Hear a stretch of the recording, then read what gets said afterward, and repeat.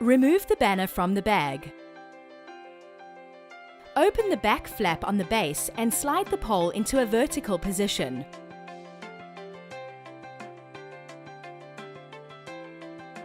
Open the front flap on the base and lift the banner out, slotting the bar onto the hook of the telescopic pole. Open the clip and raise the pole. Close the clip to lock it into place. Open the other clip and continue raising the pole. Close the front flap. Open the clip and lower the telescopic pole. Close the clip. Open the next clip and continue lowering the pole. Unhook the top rod from the telescopic poles and allow the banner to retract into the base.